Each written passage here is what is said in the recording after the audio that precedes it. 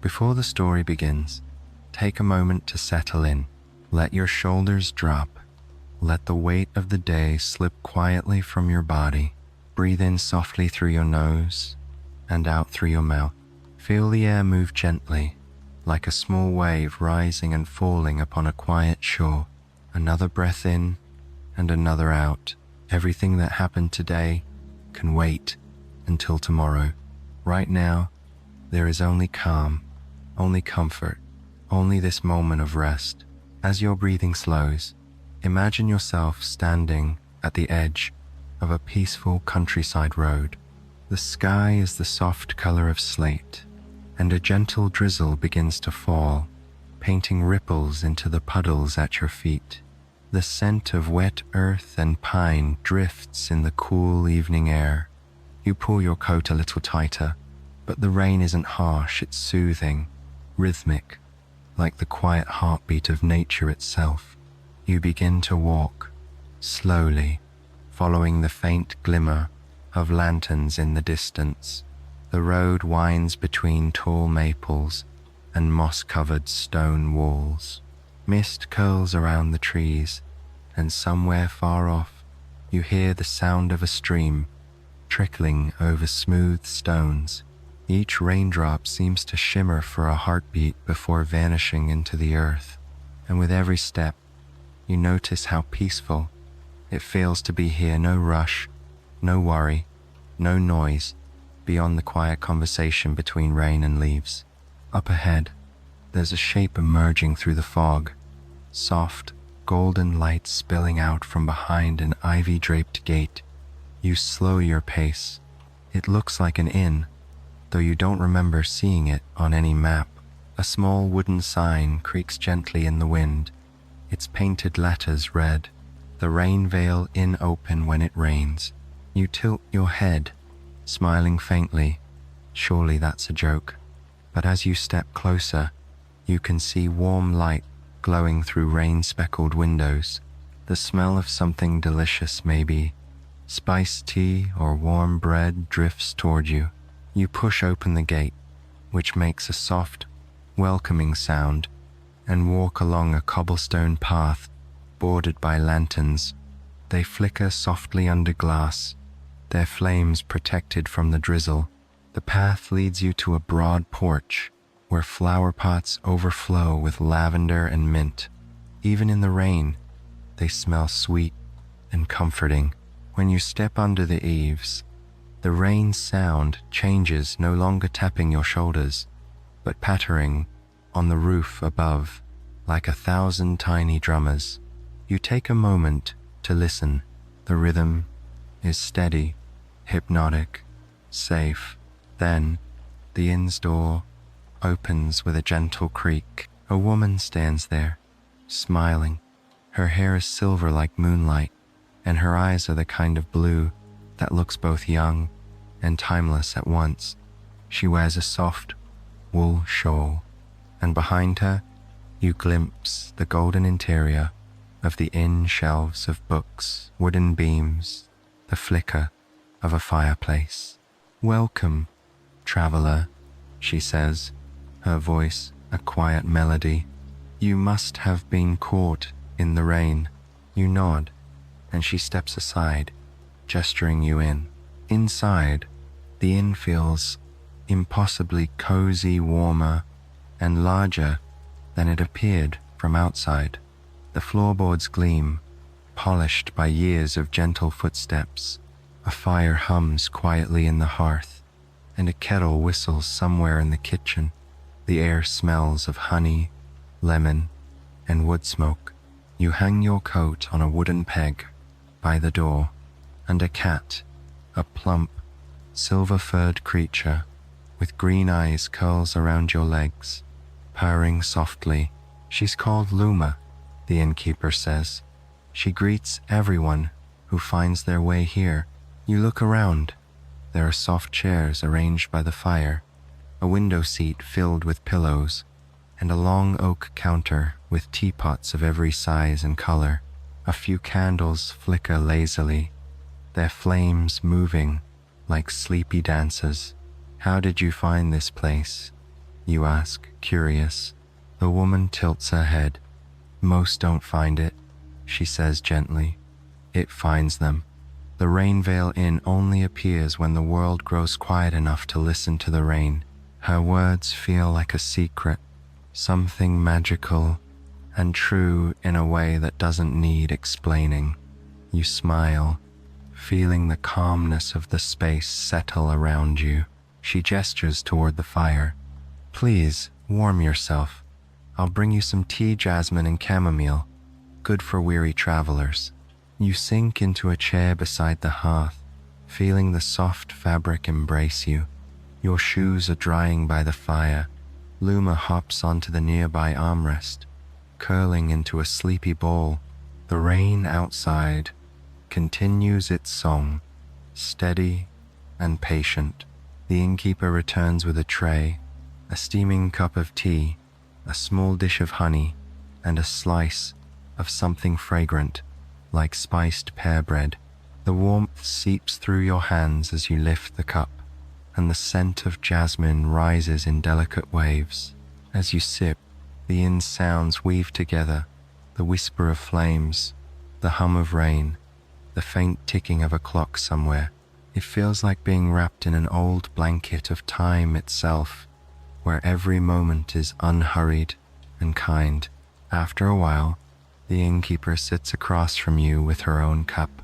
We don't get many guests, she says, only when the rain remembers to visit, but those who come stay as long as they need. You smile, your voice quiet, and when it stops raining, her eyes glimmer with something almost mischievous. Then the inn simply rests until it's needed again. You lean back, letting your gaze wander across the room, the paintings of rivers and moonlit forests, the shelves filled with books whose titles shift when you try to read them, the faint scent of cedar and rain-soaked moss that seems to live in the walls. Your body feels heavy now, but in a pleasant way, like the earth itself is holding you steady. Outside, the rain begins to fall a little harder, but inside the Rainveil Inn, everything remains calm and golden. You close your eyes for a moment, listening. Somewhere, deep within the steady rhythm of raindrops, you think you can almost hear faint music, a slow, lullaby-like tune, drifting from nowhere and everywhere at once. And for the first time in a long time, you feel completely, perfectly safe. The rain falls steadily through the night. Each droplet seems to sing its own note, a delicate symphony of water and wind. You sit for a while by the fire, your tea growing cooler in your hands, your eyes tracing the dancing flames. Every crackle feels like a heartbeat, every flicker a sigh. The innkeeper, whose name you've learned is Mira, quietly tidies the shelves behind the counter. Luma, the cat, has drifted into a soft snore, curled like a silver comma on a cushion near the hearth. The room smells of cinnamon, old books, and something faintly floral, perhaps the dried petals hung above the window. You lean back in your chair and feel your thoughts begin to blur, like ink spreading through water. Time feels different here, softer, slower, like it's been persuaded to take a nap too. Mira glances over and smiles. It's the rain, she says, as if reading your mind. It slows everything down to its right pace. Nothing hurries when it rains. You nod, and she continues. There are some who live here full time, or at least they seem to. The inn has its own rhythm, you see. Some guests simply never check out. You raise an eyebrow, not out of worry, but curiosity. You mean they stay forever? Forever's a long word, Mira says, chuckling softly. But yes, they linger, in one way or another. They come when the rain calls them, and when the sun returns, they fade gently into wherever they belong. Your cup is empty now, so she takes it away and replaces it with a small teapot. painted with clouds. Steam drifts upward, catching the amber light. Would you like to meet them? She asks. You hesitate, only for a moment, the cozy curiosity outweighing any sense of hesitation. You nod. Mira gestures toward a hallway lined with paintings. The lights are soft golden globes that sway slightly, as if mimicking the rhythm of raindrops. The wooden floor creaks kindly underfoot, each step its own note in the inn's quiet melody. As you walk, you notice the paintings changing ever so slightly. In one, a figure is holding an umbrella under a willow tree. In another, a train steams through a misty valley, and yet another shows a small cottage glowing beneath storm clouds. They feel alive, breathing somehow, like captured memories, still awake.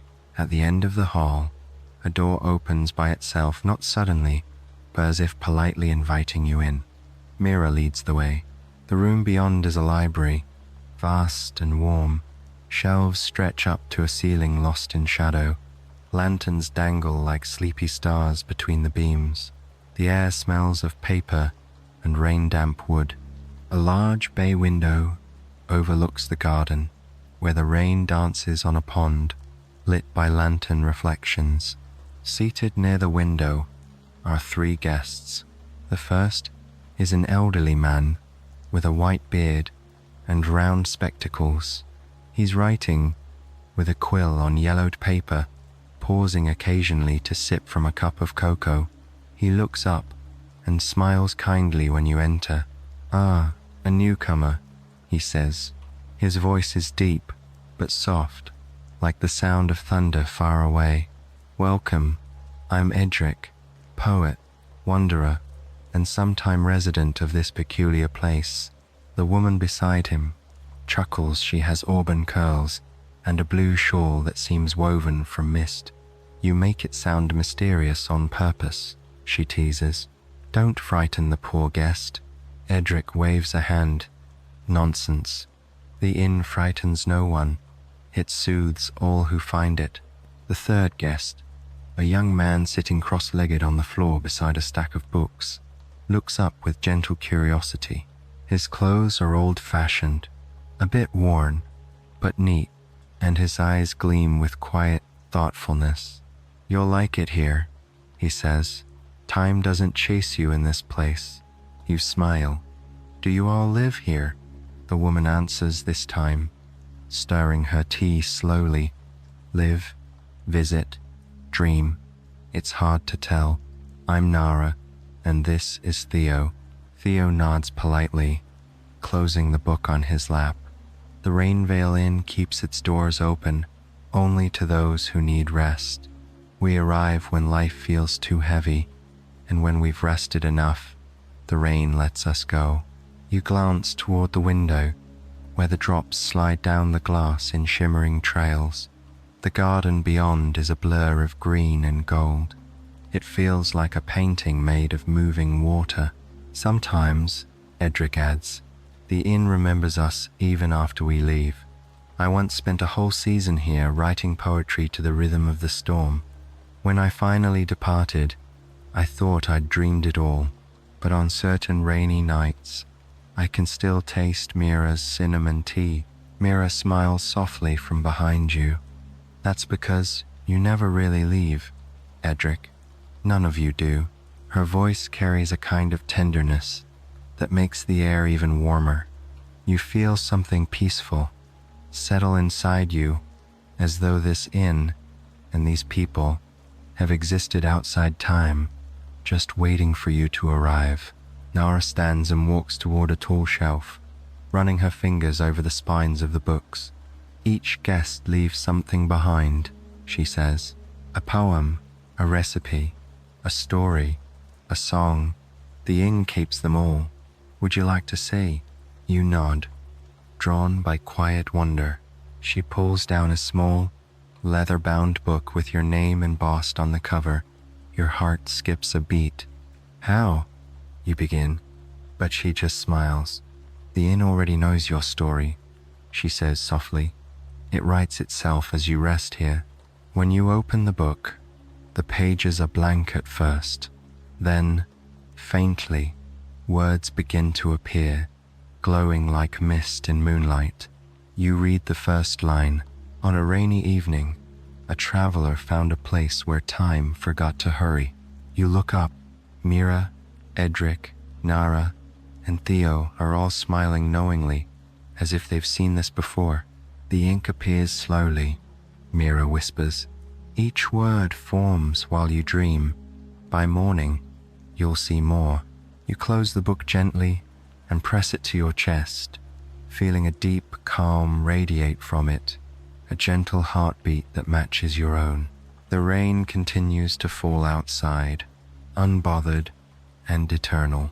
The inn hums with quiet life, the fireplace crackling, the wind whispering against the roof, the distant murmur of other unseen guests turning pages, pouring tea, softly existing. You realize something beautiful. This is a place made not just of wood and stone, but of rest itself, a sanctuary built from the sighs of tired travelers, from the music of rainfall, from dreams that need a home. And tonight, it is yours. When Mira suggests that you might like to rest for a while, you realize how heavy your eyelids have become. The warmth of the fire, the low murmur of rain, and the quiet comfort of this place have softened every thought in your mind. I'll show you to your room, she says, lifting a small brass lantern from its hook. Its light glows softly through the glass, warm and golden. You follow her up the staircase, your hands sliding along the smooth wooden railing polished by time. The steps creak in that friendly, old way, not sharp or loud, but like they're whispering memories underfoot. Each step upward feels slower, gentler, as though the air itself thickens into calm. On the landing, you notice that the hallway is dim, lined with portraits and softly flickering wall lamps. The floorboards reflect the lantern light, like rippling honey. Mira turns to you with a secretive little smile. The rooms here, she says, tend to choose the guest, not the other way around. You pause, uncertain whether she's joking, but when you glance to the right, you see that several doors are quietly opening and closing on their own, just a little, as though breathing. Faint light spills from within each one, tinted differently. One silvery blue like moonlight, another golden like sunrise, another soft lavender. Your steps slow as one door, near the end of the corridor, opens fully with a gentle sigh. From within, you smell something clean and nostalgic rain on linen, wildflowers, and cedar. Mira nods toward it. Seems the inn remembers what comforts you most. You step inside. The room is simple, but filled with magic in every corner. A large window looks out over the misty garden, where rain gathers in glistening rivulets on the glass. There's a small writing desk with a candle already lit, a bed piled high with soft quilts, and an old wardrobe whose carved doors depict clouds and waves. The air hums faintly, like a distant lullaby. Mira places the lantern on the bedside table. You'll find that this room changes slightly each night, she says, not in ways that alarm, only to match what your heart needs. You smile, the concept oddly comforting. Changes? How? Sometimes the view, she answers, drawing the curtains half open. Sometimes the scent in the air, the sound of the rain, or the books on the desk. The inn listens. It adjusts itself for you. You nod slowly. That sounds wonderful. It is, she says softly. The Rainveil knows that rest is not one size fits all. Some nights, people need to remember the ocean. Others need the hush of a mountain storm.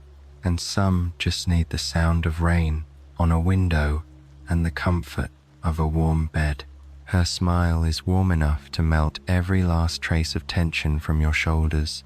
"Sleep well, traveler," she adds, before gently closing the door behind her. You stand still for a moment, listening to the sound of her footsteps fade away down the corridor. Then, only the rain remains. You move closer to the window. Outside, the garden glows faintly under the lanterns. Drops strike the surface of the pond, sending silver rings across its reflection. The plants sway slightly in the drizzle, each leaf catching a pearl of water. Somewhere, a frog croaks lazily, as though agreeing with the rhythm of the storm. You sit on the edge of the bed. The quilt is soft, thick, smelling faintly of lavender and old wood smoke. A cat-shaped cushion sits beside the pillow, a tiny reminder of Luma downstairs. You notice the candle flickering on the desk next to a small open book. You rise to look at it. On the first page, in delicate handwriting, it reads, "This room listens. Tell it what comforts you, and it will remember." You hesitate for a moment, then pick up the feathered quill lying beside the book. You write a few words, not thinking too hard. The sound of waves, the scent of rain, and the memory of home. When you set the quill down, you hear the faintest sound like fabric sighing. You turn around. The window now overlooks not the inn's garden, but a shimmering shoreline. The rain still falls, but now it meets the sea in soft silver ripples. Moonlight gleams on gentle waves rolling into the sand. You can almost smell salt in the air, soft and clean. The sound of the sea blends with the patter of the rain, creating a rhythm that seems designed for sleep. The candle's light dances along the walls, painting waves across the ceiling. You sit back on the bed, astonished but peaceful. The room seems alive, not in a way that feels strange, but in a way that feels deeply safe, like it understands the language of comfort better than you ever could. You lie down and pull the quilt up to your chin. The pillow fits perfectly beneath your head, cool and soft. You listen to the mingled sounds of sea and storm, a lullaby from two worlds at once. The air hums faintly again, and this time you realize it's the same tune you heard downstairs, the inn's quiet song, weaving through the rain. You can almost hear words forming within it, though they fade before they can be understood. As your eyes grow heavy, you glance once more at the window. The rain glows silver under the moonlight, each drop like a falling star. You think you see a figure walking along the edge of the water, not frightening, just distant. Perhaps one of the other guests, wandering through a dream. They turn slightly, and you could swear they nod in your direction. Before fading into the mist, your breathing slows. The sound of the sea grows softer, blending with the rain until you can no longer tell them apart. The candle flickers once, twice, then steadies as if keeping watch while you drift away. The last thing you hear before sleep takes you is the inn's sigh, the deep, gentle creak of wood and warmth, like it's tucking itself in for the night along with you. And in that moment, you feel utterly safe, suspended between rain and dream, between sea and silence. You wake slowly, as though surfacing from the depths of a tranquil dream. For a few soft moments, you linger in that tender space between sleep and waking, listening to the world move gently around you. Rain still falls, its rhythm steady and slow, like an old friend's whisper through the morning air. Each drop seems to hum against the glass, blending with the sighs of wind and the faint creak of the inn's old beams. When you open your eyes, pale light filters through the curtains, soft silver, the kind that makes everything glow without truly shining. You take a deep breath. The air smells faintly of bread honey, and pine. Somewhere downstairs, dishes clink softly, and a kettle begins to sing. The sea outside the window has vanished. In its place, the garden has returned dewy, glistening, and alive. The pond mirrors the sky, and between the dripping leaves, you spot tiny lanterns strung along the veranda, still glowing faintly gold in the daylight. You rise from bed slowly, stretching beneath the quilt before stepping onto the wooden floor. It's warm beneath your bare feet, impossibly so, as if it remembers every footstep that's ever crossed it. On the small table beside your bed, someone has left a note on cream-colored paper. The handwriting is round and graceful. Breakfast is served whenever you're ready. Follow the sound of the rain. Mira, you smile. When you open your door, the hallway greets you like a quiet forest. The walls seem to shift slightly, with the sound of the stormlight pulsing in time with the falling rain. A vase of fresh flowers stands on a small table, rain-speckled despite being indoors. Their petals are pale blue, almost translucent. You descend the stairs. The scent of freshly baked bread grows stronger with each step. In the hearth, new logs burn with lazy orange flames, sending small waves of warmth through the room. Mira stands behind the counter, arranging plates of food that seem made for comfort. Thick slices of warm bread, butter that glows like gold, berries glistening with syrup, and steaming pots of tea. "Good morning," she says with her familiar smile. "You slept well?" "I don't remember the last time I slept that deeply," you admit. "That's the inn's doing," she says gently. "It listens to what your heart needs most, then wraps the night around you like a quilt." On a table near the windows, Edric, Nara, and Theo are already seated. They wave you over, the soft laughter of old friends mixing with the patter of rain. You join them, and Mira brings a tray filled with delicate dishes, poached pears with cinnamon, oat porridge with honey, and bread that crackles softly as you break it apart. Every bite seems to hold warmth in it, not just flavor, but comfort.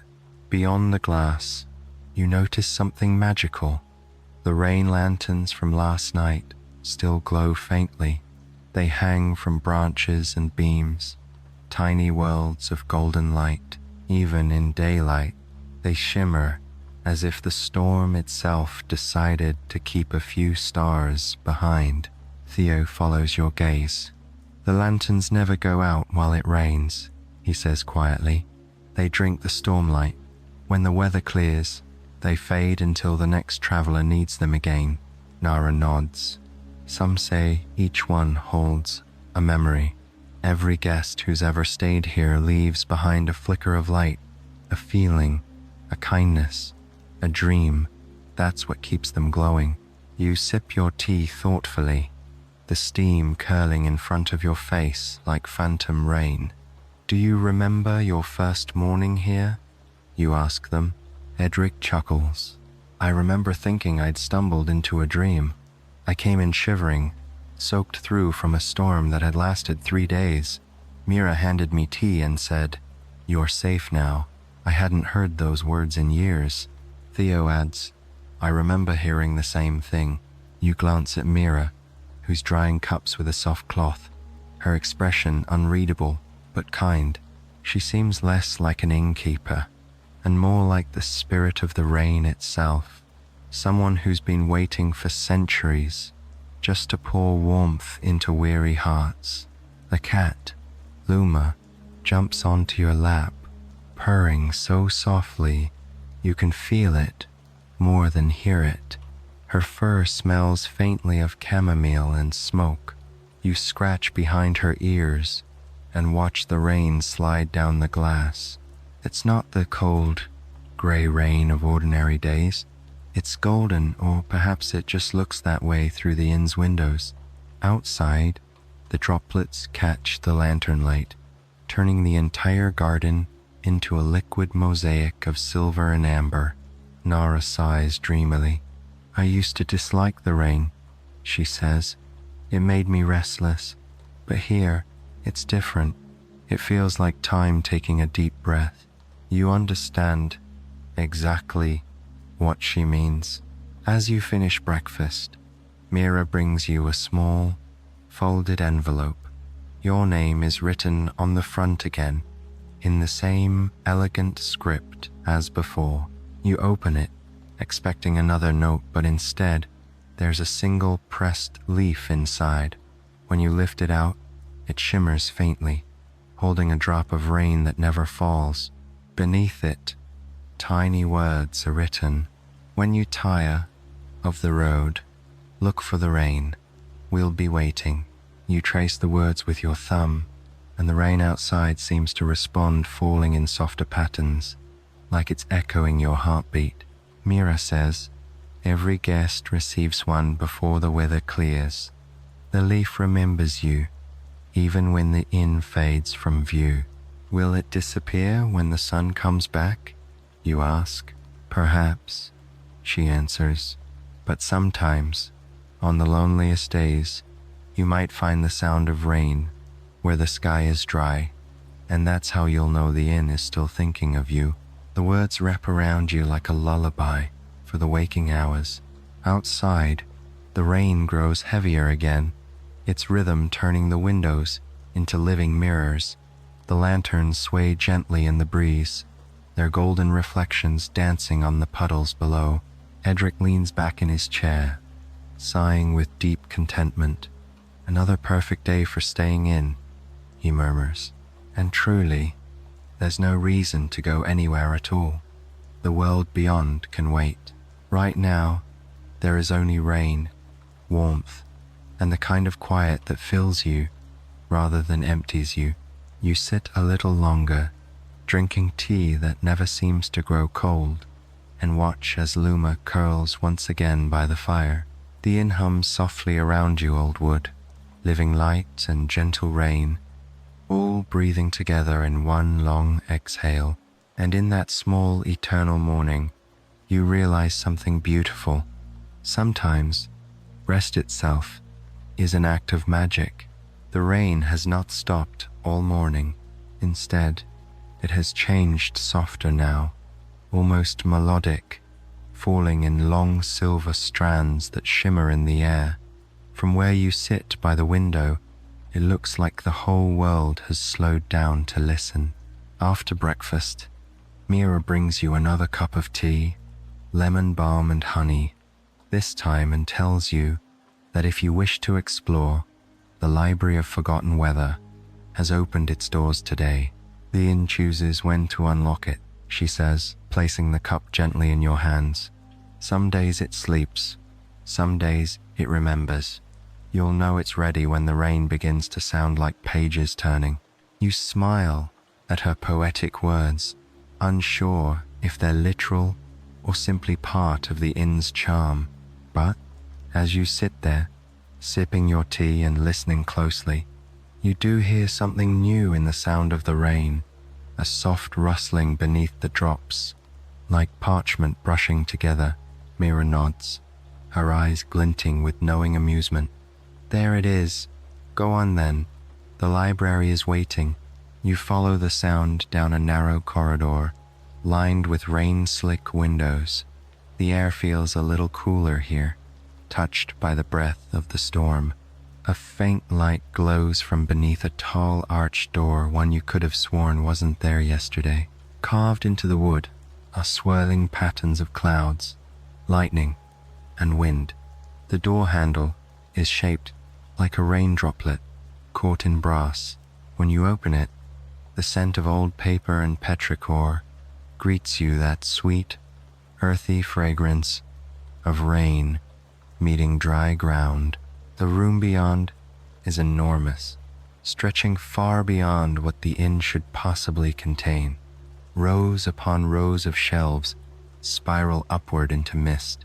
Ladders slide along rails by themselves, their brass wheels whispering softly. Candles float in midair, glowing faintly blue. You step inside, and the sound changes again, The storm outside now, distant and muffled, replaced by a steady rhythm of drip, drip, drip echoing softly from somewhere unseen. A figure appears from behind a shelf. It's Theo, holding a stack of books, so carefully you'd think they were sleeping creatures. He grins when he sees you. "You found it," he says. "Most guests don't, at least not this early in their stay." "I followed the sound of pages," you say, and he nods approvingly. "This place records the weather that no one remembers," he explains.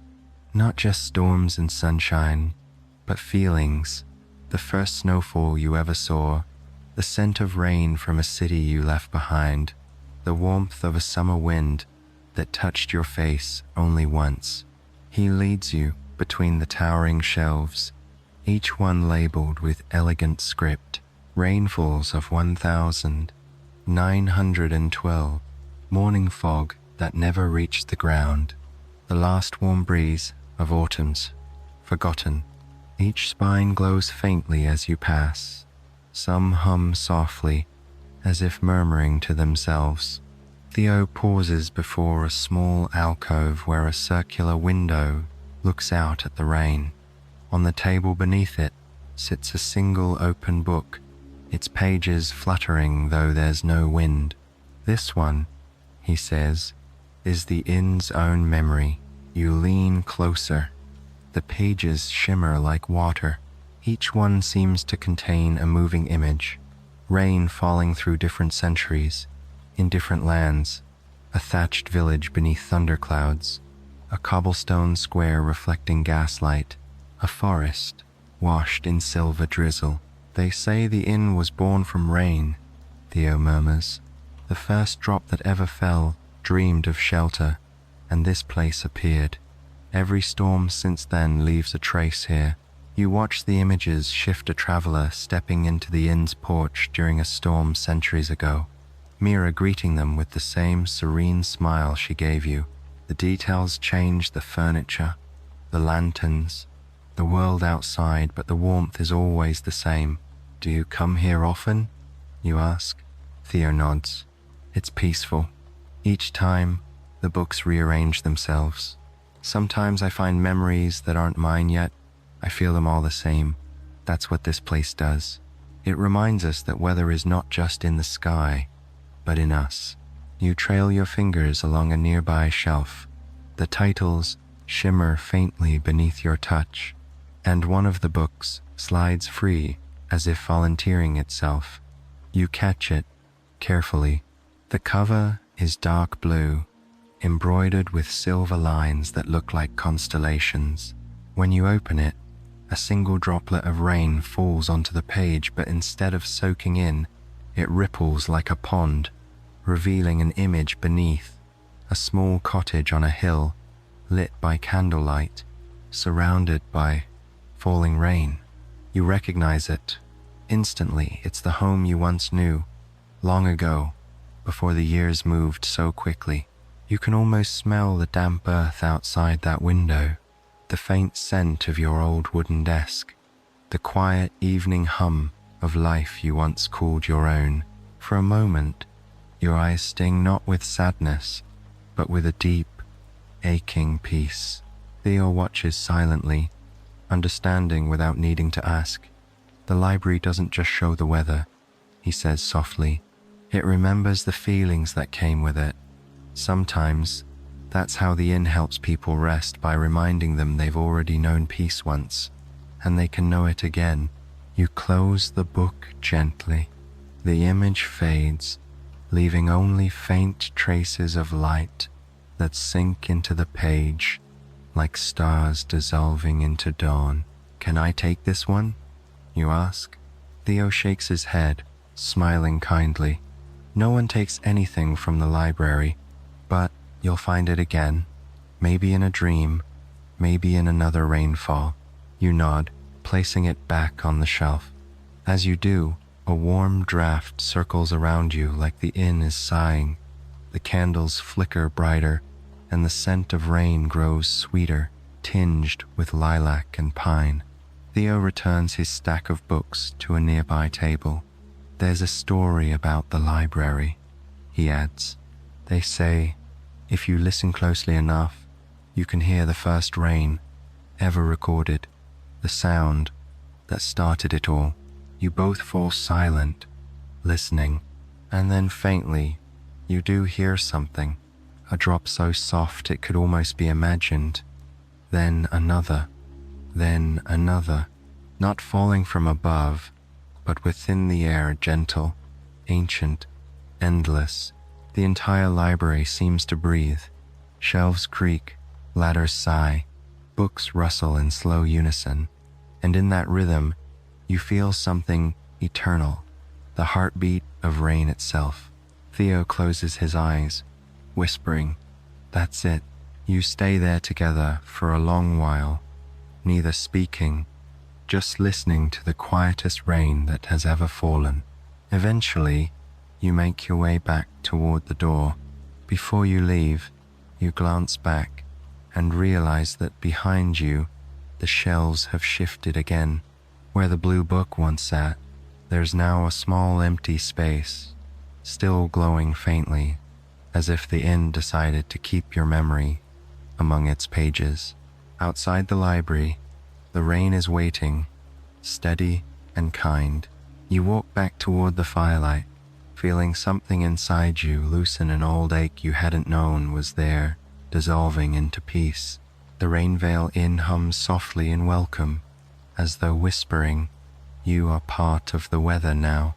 When you step out of the library, the air feels changed, lighter, almost electric, as though the storm outside has been quietly holding its breath. The corridor glows faintly blue, washed in reflections from the windows.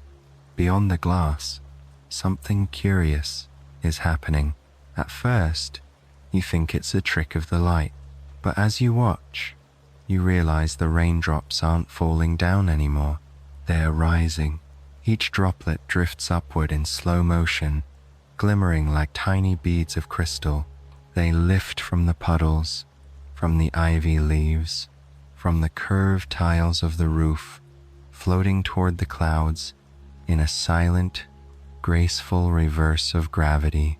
You blink in quiet awe. The world looks like a dream, replayed backward. The pond ripples in reverse. Droplets leap from the surface to reunite with the sky. Even the lantern light outside shimmers in new directions, as though pulled upward by invisible threads. Mira appears beside you, holding a small silver teacup. "Ah," she says, as if greeting an old friend. "It's begun again. What's happening?" you ask, your voice a whisper. She smiles softly, watching the upside-down rain. Every few weeks, the world needs to rest from its own weight. So, for a while, the rain falls back to where it came from. It's the sky's way of remembering its beginnings. You watch in silence, mesmerized. The garden outside glows like a galaxy of floating pearls. The sound, too, has changed, not the familiar patter, but a low, gentle hum, as if the air itself is humming a lullaby. Mira gestures for you to follow. "Come," she says. "There's a place upstairs where the view is best." You follow her up a narrow staircase, past framed sketches of clouds and sunbeams, each one shimmering faintly as though alive. At the top, a round door stands open, leading into what looks like an observatory, or perhaps a greenhouse. Glass walls curve around you in a perfect circle. Vines creep gently across the frame, their leaves heavy with inverted droplets rising toward the ceiling. Hanging lamps swing slowly, their reflections bending upward like golden fish swimming through the air. From this height, you can see the whole valley, forests, rivers, faraway hills. Everything is drenched in slow-moving light. The reversed rain drifts upward in a shimmering veil, like a memory being rewound. Mira sets the teacup on the window ledge and says, This only happens when the inn remembers something very old. It doesn't happen for every guest. You must have stirred something gentle in its heart. You look at her, puzzled but touched. I didn't do anything. She smiles knowingly. Resting is never nothing. The world grows softer when someone remembers how to rest. You both stand quietly, watching as the mist swirls upward. The effect is hypnotic, as though time itself is sliding backward for a moment. In the far distance, you glimpse something strange, faint outlines of hills that look unfamiliar, structures that might have once existed long ago. The rain, you realize, isn't just falling upward, it's revealing what was once there, reflecting the past in the curve of each droplet. Mira notices your gaze. You see it too? You nod slowly. Is that the world before? Her voice lowers, almost reverent. Before and after. The Rainveil doesn't belong to one moment. When the rain reverses, the inn remembers all the storms that ever touched it and the people who found shelter here. Every droplet is a memory, returning home. You watch as a cluster of droplets floats close to the glass, swirling together. Inside them, faintly, you can see moving shapes, faces perhaps, or scenes travelers from centuries ago, sipping tea by the same fire, sitting at the same tables. You see Edric's younger self, laughing in another era, Nara dancing in the lantern light with a book in her hand, Mira, unchanged, always here, always waiting. Do the guests ever remember this afterward? You ask quietly. Mira tilts her head. Some do, in dreams. Some simply wake on a rainy morning years later, feeling peaceful for no reason they can name. That's memory enough. You exhale, watching your breath mist against the glass. It hangs in the air a moment longer than it should and then rises too, joining the ascending rain. Will it ever stop? You ask softly. Eventually, she says. It always does. The rain just needs to breathe backward now and then. Like the heart, it must remember both the beat and the pause. The two of you stand there for a long time, wrapped in silence that feels older than the world. Then Mira touches your shoulder gently. There's a custom we keep, she says. When the rain reverses, we write a wish for the sky. From a small drawer in the window seat, she pulls a stack of thin, translucent paper and a silver pen. Write anything you like, a thought, a memory, a word that brings you peace. Then hold it to the glass. You sit down by the window, the paper cool against your fingertips. The reversed raindrops float inches beyond the glass, trembling like lanterns in slow motion. You think for a moment, then write, may every traveler find a place to rest, and every storm remember to be kind. When you hold the paper to the window, something wondrous happens. The ink glows, then fades, and the paper dissolves into silver mist, slipping through the glass to join the ascending rain. Mira watches with quiet joy. Your wish will reach the clouds by evening, she says, and when it rains again somewhere, someday a droplet will carry it back down. You smile. So someone else will receive it? Perhaps, she answers, eyes twinkling. Perhaps. That's how travelers find this place, by following the rain that remembers someone's wish. You both fall silent again. The inn creaks softly, as if sighing in contentment. The air smells of cedar and distant thunder. Outside, the valley glows brighter as the sun tries to break through the reversed storm. For a moment, light and rain meet halfway in the air, creating not a rainbow, but a rainfall of light, shimmering in both directions at once. It's the kind of sight that makes you forget what time is. The first drops begin to slow, their ascent growing gentler until they finally hang suspended, and then, one by one, they begin to fall normally again. The rain returns to its rhythm, downward, familiar, comforting. Mira sighs softly. There now, the world remembers itself again. She lifts her teacup and takes a quiet sip, her eyes distant but peaceful. You'll sleep deeply tonight. When the rain changes direction, so do dreams. You nod, feeling drowsy already. The rhythmic patter fills the air again, soothing and slow.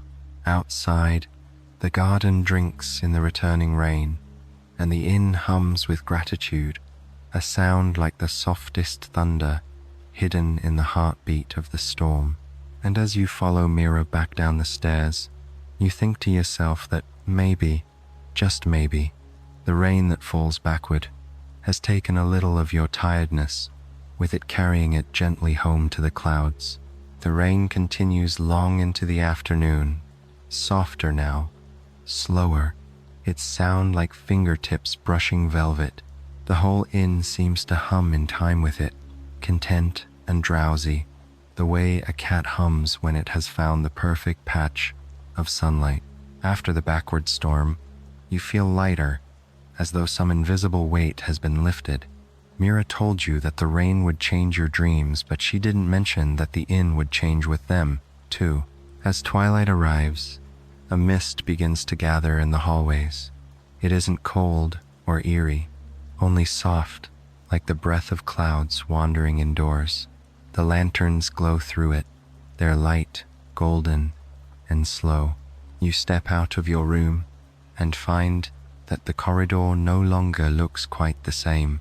The walls stretch farther than before, gently curving into the distance. The portraits on the walls, which you remember being still now, move faintly, their subjects blinking or turning their heads, their faces calm and kind.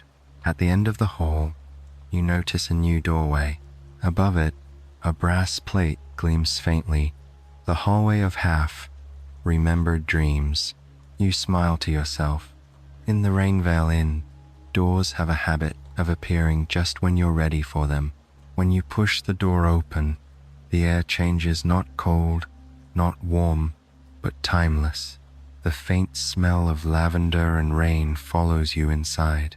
The hallway beyond is lined with mirrors of every shape and age. Oval, round, square, tall, small. Their frames carved with vines, moons, and tiny stars.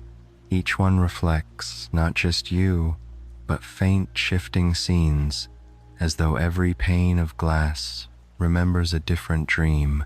The floor is polished stone, slick with reflected light. A gentle breeze moves through, carrying faint whispers, laughter, songs, sighs, as if the inn is replaying memories of sleep. A voice startles you softly, calm and musical. "It's a kind place, this corridor," says Nara, who has appeared beside you, her shawl trailing mist like sea foam. The mirrors keep what people dreamt while they rested here. Fragments, half remembered, too gentle to be lost. You glance into one nearby mirror. It shows not your reflection, but a wide field at dusk, filled with glowing fireflies. The scene stirs something deep in your chest, a memory of a summer evening long ago, when you lay in the grass as a child, watching the sky turn violet. "That one's yours," Nara says softly, smiling. "The inn keeps the ones that still bring peace." You move along the hall, looking into each reflection. One shows a snowy cabin beneath an aurora, another a train window streaked with rain. In one, you see Edric writing by candlelight, the glow flickering like a heartbeat. "Do the dreams ever fade?" you ask. "They fade only when forgotten," Nara says. "But even then, the inn remembers them for you." You pause before a tall mirror framed in bronze. Inside it, rain falls endlessly over a meadow of blue flowers, each droplet hanging mid-air for a moment before touching a petal. The air around the mirror smells faintly of those same blossoms, clean and sweet. What happens if I step through, you ask. Nara smiles. You don't go through the dream, she says. The dream comes to you, and just as she speaks, the scent deepens. A cool breeze stirs your hair, and suddenly, for the briefest heartbeat, you are in that meadow rain falling gently on your face, the earth soft beneath your feet. Then you blink, and you're back in the hallway, the sound of rain replaced by the inn's quiet hum. Nara watches you with kind amusement. See? The inn shares just enough to remind you what peace feels like. You laugh softly, half in wonder. It's like the rain itself is dreaming. That's not far from the truth, she says. Every storm carries pieces of other storms, little fragments of what once was. The inn collects them, keeps them safe, and gives them back as dreams when someone needs rest. The two of you continue down the corridor. The farther you walk, the quieter the world becomes. You begin to hear the faintest echo of waves, perhaps a memory of the sea from your room's transformation the night before. At the very end of the hall stands one final mirror, larger than the rest. Its frame is carved with patterns of sleeping clouds. The glass is hazy, but as you draw closer, you begin to make out a faint reflection, not of your body, but of your thoughts. Images shimmer like candlelight, pages turning in the library, the reversed rain, Mira's smile, Luma's quiet purr, the gentle laughter of your breakfast companions. All the moments that brought you comfort since your arrival swirl softly together. This one, Nara says, shows the dream you're still writing. You reach out, and the surface ripples beneath your fingertips, cool, fluid, alive. The reflection steadies again, and this time you see something new, the shape of a door, half open, in a room filled with stars. Beyond it, a warm glow calls you onward. That's where you'll go tonight, Nara whispers. The inn has chosen your next dream. She touches your arm gently. When you sleep, don't try to hold the images too tightly. Let them float like raindrops on the pond. The dream will remember you, even if you don't remember it. You nod slowly, feeling a weightless calm settle over you. Do you ever walk these halls yourself? Sometimes, she says, when I need reminding that even forgotten dreams still belong somewhere. Her voice turns soft. That's what the Rainveil gives us, belonging, even to what's already past. You take one last look at the mirrors, at the slow dance of light within them, and turn toward the door. The sound of rain greets you again as you step out, steady and reassuring. The hallway behind you shimmers, then fades, as though folding itself gently back into the inn's heart. Nara smiles before vanishing down another corridor, her footsteps light as a sigh. You make your way back toward your room. The lanterns flicker low, their golden glow blending with the gray of twilight. The inn feels drowsy, half asleep already. You realize you are, too. When you reach your door, it opens quietly on its own. The room is warm, the bed freshly made, and beside the pillow lies a small silver key. Engraved on it are the words, "For the door you saw in the mirror." You hold it gently in your palm. The rain outside grows softer, slower, like a lullaby, sung by the clouds themselves. You lie down beneath the quilt, the key still warm in your hand. The last thing you see before your eyes close is your reflection in the window, fading into starlight, fading into rest, and somewhere deep within the inn, the hallway of half-remembered dreams hums softly, keeping watch over every traveler's slumber. Night returns to the Rainveil Inn gently, like a blanket pulled over the world. The rain has softened into a mist that drifts lazily past the windows, glowing faintly in the lantern light. You lie in bed, half awake, half dreaming, listening to the rhythmic sigh of the storm. Somewhere within the inn, a clock chimes not loudly, but as though the sound is muffled by clouds. One slow note, then another. You turn the small silver key over in your hand, watching how it catches the dim light. Its surface glimmers faintly, with tiny points that resemble constellations, as if a piece of night sky has been shaped into metal. You remember the mirror in the hallway, the one that showed a door surrounded by stars. Mira's words drift back to you, quiet and distant. When the inn gives you something, it's because a part of it is ready to be seen. The rain outside deepens, not louder, just closer, more personal, as though it's falling directly around your room. You can hear every droplet land, each one making its own distinct sound. Tap on glass, sigh on wood, whisper on stone. You sit up, the silver key warm against your palm, and then you see it faint light gathering in the corner of the room.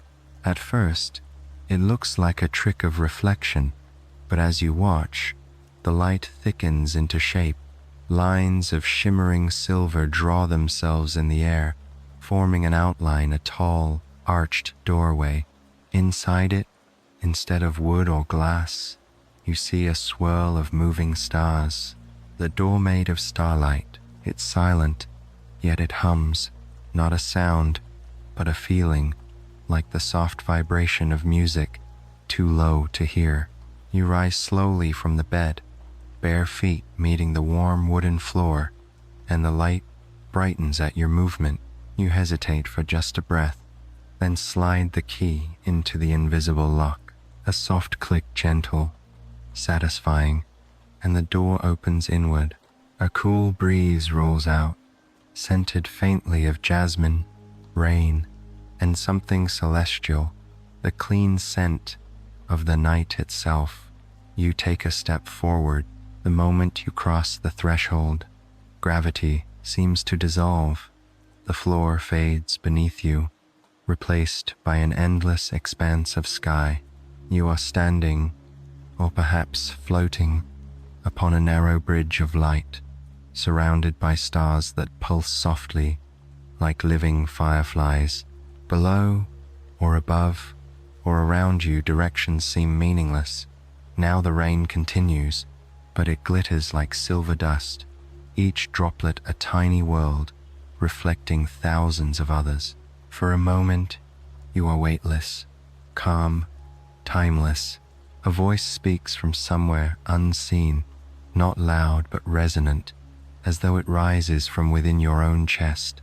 Welcome, traveler of the rain. You've walked through memory, through rest, through dream. Now, come and remember the stars. You turn slowly, trying to find the source, but there is no one else, only drifting constellations forming and unforming, glowing faintly in the mist. One constellation pulses brighter, a cluster of small lights forming the outline of a door, just like the one you entered. Within it, faint images appear. The inn, Mira pouring tea, Luma stretching by the fire, Edric's laughter echoing down the hall, the reversed rain glittering like a sky in motion.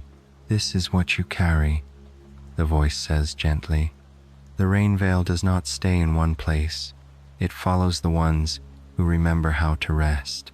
You look down.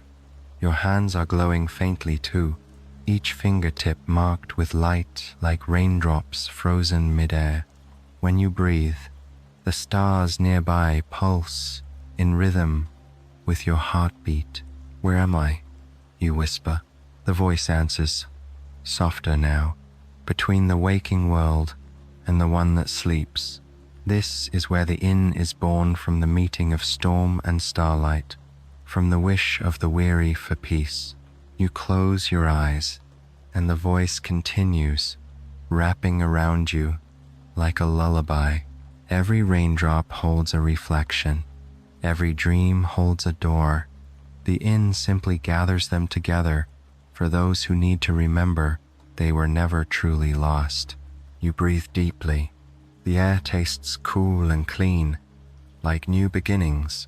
When you open your eyes, the stars nearest you have begun to move, forming faint shapes, familiar faces, perhaps, or memories.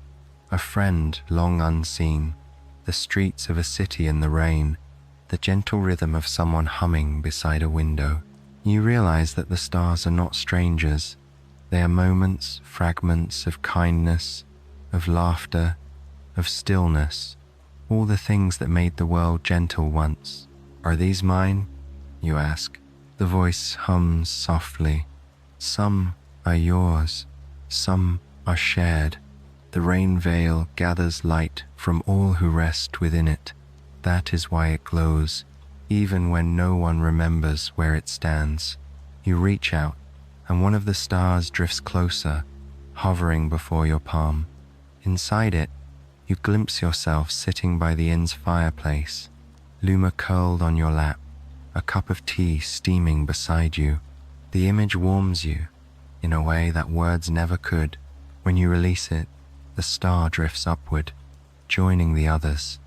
The entire sky ripples gently, a wave of starlight passing through infinity.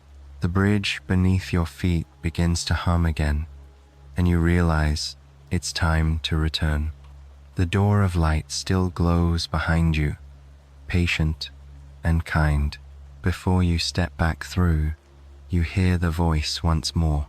When you wake, remember, rest is not escape. It is how the soul breathes. And whenever you hear rain, you'll know the way back. You step through, the light dims, and gravity returns, soft as a sigh. You are back in your room at the Rainveil Inn, standing before the now quiet corner. The doorway is gone, leaving only faint motes of silver dust drifting in the air. The rain outside is steady again, falling with its familiar rhythm. You return to bed, the silver key still warm in your hand. When you close your eyes, you can still feel the stars pulsing faintly beneath your skin, the quiet heartbeat of the inn, the memory of peace that will never truly fade. And as the night deepens, you drift into sleep that feels larger than dreams, guided by the music of distant rain. Morning comes quietly, carried in on soft clouds and the faint shimmer of silver light.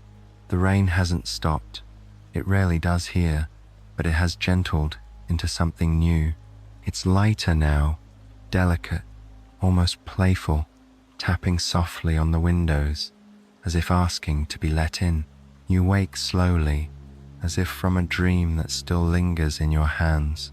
For a moment, you half expect to see stars drifting above your bed, but there are only golden motes of dust turning lazily in the soft glow of the lantern.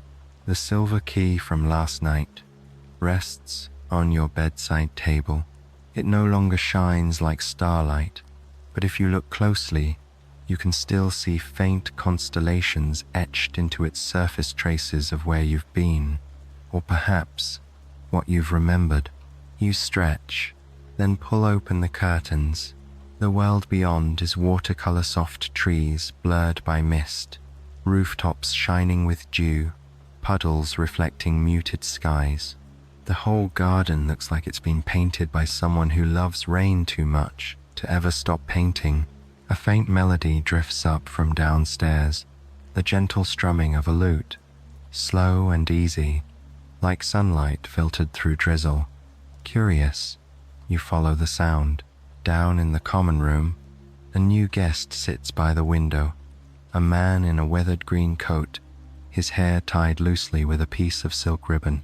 Before him, an easel stands, holding a canvas washed in soft tones of blue, gray, and gold. He's painting, but not the way you expect. Each stroke seems to shimmer for a moment before sinking into the canvas, as though the colors are alive. The scent of rain-mixed paint fills the air cool and clean, with a hint of pine. Mira stands nearby, pouring tea into 2 small porcelain cups. She looks up when she sees you. "Ah," she says with her gentle smile, "you've met our painter." The man turns toward you and nods.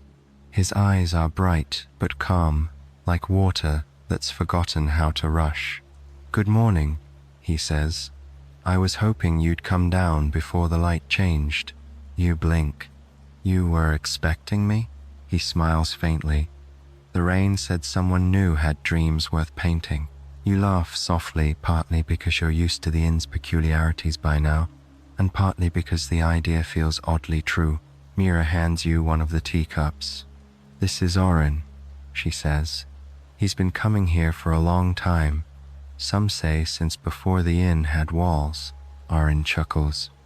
"Only half true. I come and go with the storms.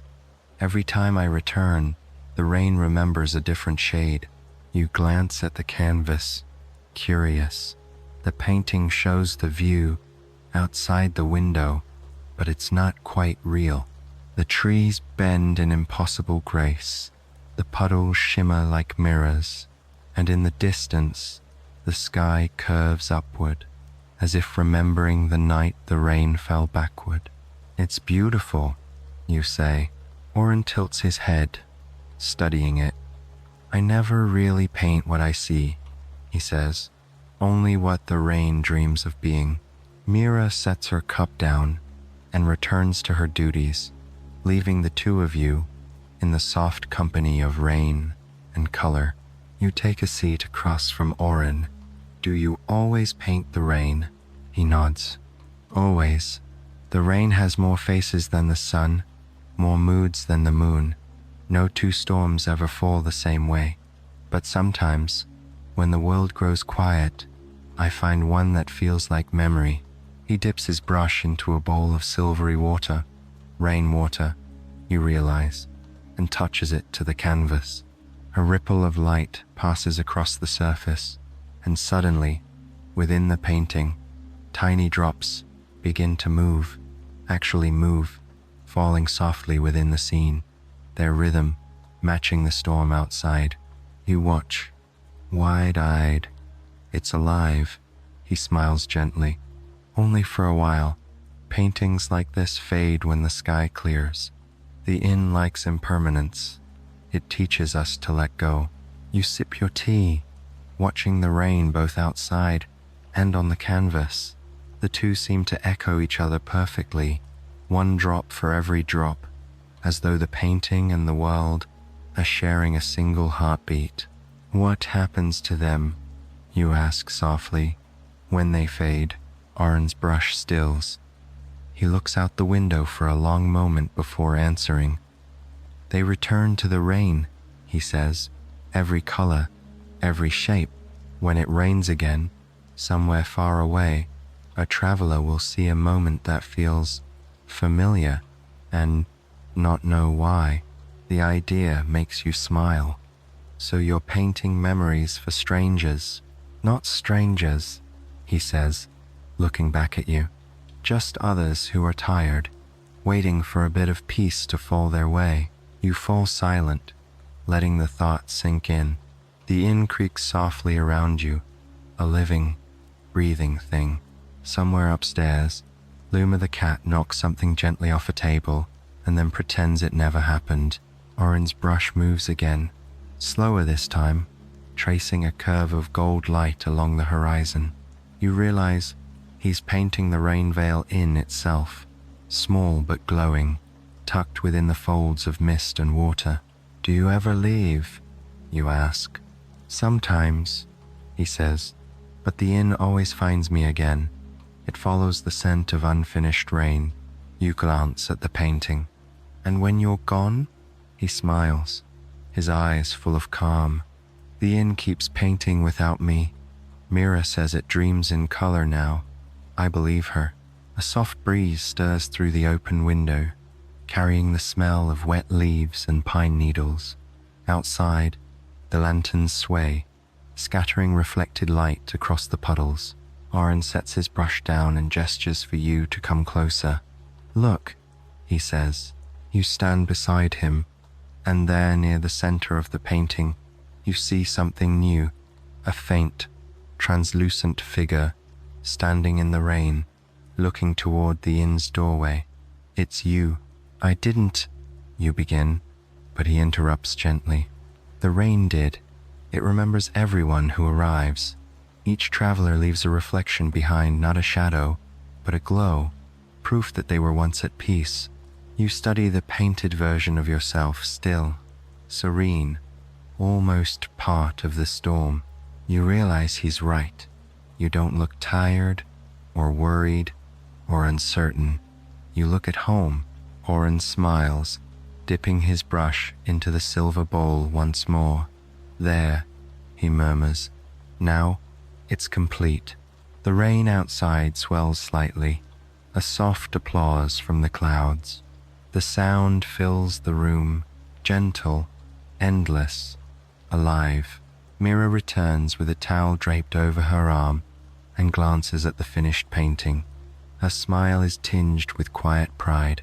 Beautiful as always, she says. You've captured the rain's kindness again. It's easy, Oren says. All I do is listen. You glance once more at the moving canvas, where painted raindrops still fall. Slowly, their shimmer begins to dim, fading into soft light. And for a moment, just before it vanishes, you see the entire inn within it, breathing alive, aglow, content beneath the everlasting storm. When the painting fades completely, only the faint scent of rain remains. Oren leans back in his chair, folding his hands. There, that one's for the next traveler who needs it. You nod, understanding, and as you look out the window again, you swear the rain seems brighter, as if, for a few heartbeats, it remembers your face too. Evening drifts in quietly, as if it, too, has checked into the inn for a rest. The rain has grown steadier again, slow, even, patient, tapping on the roof in a rhythm that sounds like breathing. The world outside is wrapped in mist, and the lanterns glow like suspended suns, their reflections dancing softly across the wet glass. You sit near the hearth, watching the last embers of the afternoon fade into the fire. Mira moves calmly through the room, her shawl trailing a faint scent of cedar and lemon. She carries a polished wooden tray, set with delicate porcelain cups, a teapot that seems to shimmer faintly in the dim light, and a collection of tiny jars filled with herbs, leaves, and bits of dried fruit. Tonight, she says, setting the tray down before you, you'll taste something special, the tea that remembers every storm. You smile, curious. Does everything here have a story? Mira laughs softly, the sound like rain on wind chimes. Everything that stays long enough. Yes. She begins to prepare the tea. Each movement is slow, graceful, almost ceremonial. She opens the small jars one by one, letting you inhale the scents. Peppermint, lavender, lemongrass, a whisper of cinnamon. But beneath it all is something harder to name: the smell of rain itself, cool and metallic and pure. What makes it remember? You ask. The water, she says simply, collected from every rainfall that's ever touched the inn. The inn keeps it, every drop, in quiet glass jars beneath the stairs. When mixed with the right herbs, it carries whispers of each storm it's known. You watch as she pours the hot water into the teapot. The steam rises, carrying with it faint shapes, clouds maybe, or drifting memories. You can almost hear distant rain within the hiss of the kettle. Would you like to pour? Mira asks. You nod, taking the handle carefully. The teapot is warm, but not too hot. Its porcelain hums faintly under your touch, like it recognizes being held. You pour the tea into 2 cups. As the liquid flows, its color shifts from gold to amber, then to a deep, cloudy silver. The surface ripples with tiny patterns, almost like falling rain in miniature. Mira raises her cup. To all the storms that taught us rest, she says softly. You echo her, clinking your cup gently against hers. To rest. The tea touches your lips warm, floral, with a taste that keeps changing as you sip.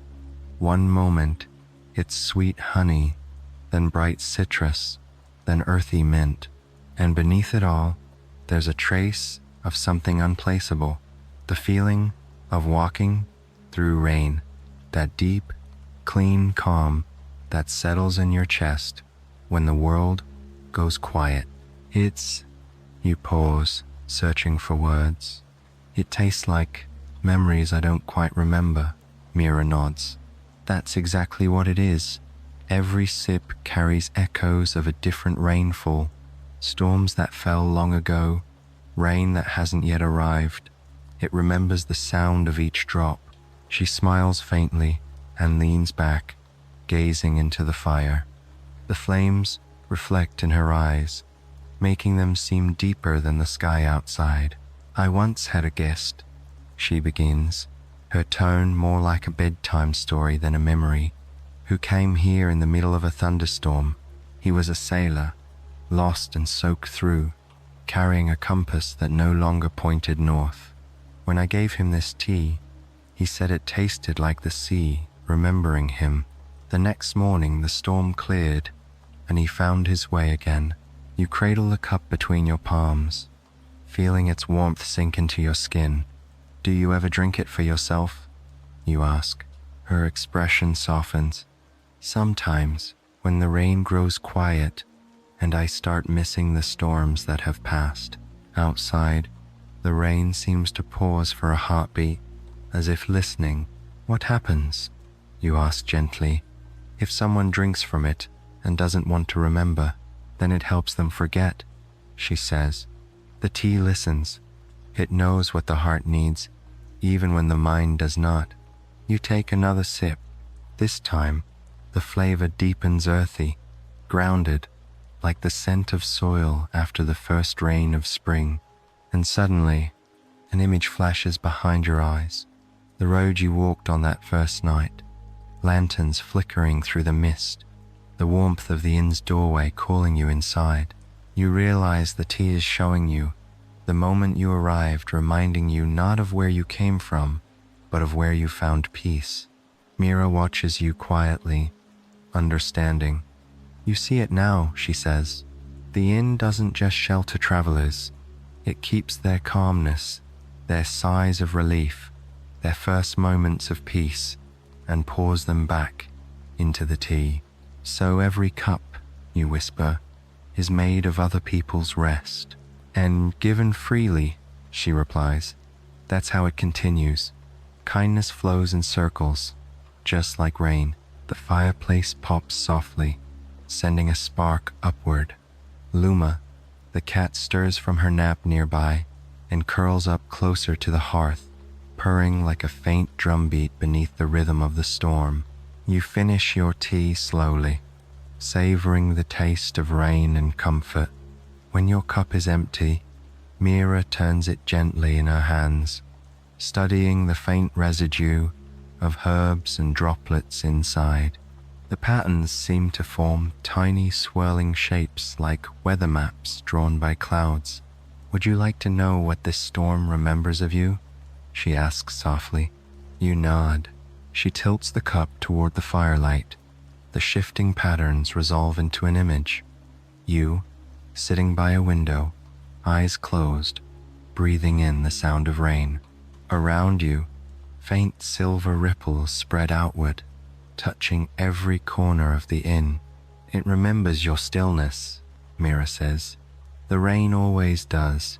You watch, entranced, as the image fades back into steam. The warmth of the cup lingers in your palms long after it's gone. For a while, neither of you speaks. The inn hums quietly around you, the walls creaking like old friends whispering secrets. Outside, the world is silver and soft. Mira stands, collecting the tray. Tonight, when you sleep, the rain will show you something gentle, a memory the world made just for you. It will arrive softly, like mist on glass. She smiles before disappearing into the kitchen. You sit alone by the fire, the taste of the tea, still lingering calm, patient, eternal.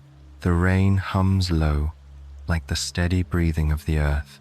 You close your eyes and listen, feeling your thoughts dissolve into the rhythm of the storm. And somewhere, far above the clouds, you sense the faint echo of 1,000 other travelers, all the ones who once drank from the same pot of remembered rain, sleeping soundly beneath distant roofs, hearts beating in time with yours. Night settles over the Rainveil Inn like ink spilling gently across parchment. The rain has grown quiet again, not stopping, never stopping, but softening into that tender kind of drizzle that sounds like a lullaby whispered through leaves. The fire in the hearth sighs, dimming into embers that glow like sleeping stars. You've lost all sense of time here. Maybe days have passed, maybe only one long, endless night. All you know is that the rain has become part of your heartbeat, and the inn, somehow, feels more alive with every drop. Mira reappears beside you with something small and curious cradled in her hands. A polished wooden music box, carved with intricate spirals that shimmer faintly in the lantern light. Tiny brass keys glint along its side, and a delicate inlay of mother of pearl forms a swirling pattern on its lid. She sets it down on the table beside you. It hasn't played in years, she says quietly, but I think tonight it wants to sing again. You lean closer, fascinated. It's beautiful. Where did it come from? Mira brushes her fingertips over the lid. It was left here long ago by a guest who could hear the music hidden inside storms. He said the sky hummed its own tune if you listened between the thunder. You smile faintly. And what does it play? The sky itself, she says. There's a pause. You half expect her to laugh and admit she's teasing, but she doesn't. Instead, she turns the tiny brass key. The mechanism inside gives a soft click, then another, and then music, not just notes, something far greater. The melody begins with a single tone, low and silvery, like the distant ringing of glass. Then others join, layered and soft, forming chords that rise and fall with the same rhythm as rainfall. It's not a song you recognize, and yet it feels impossibly familiar, as if it's woven from all the moments you've ever felt calm, or safe, or whole. The air changes. The inn seems to hold its breath.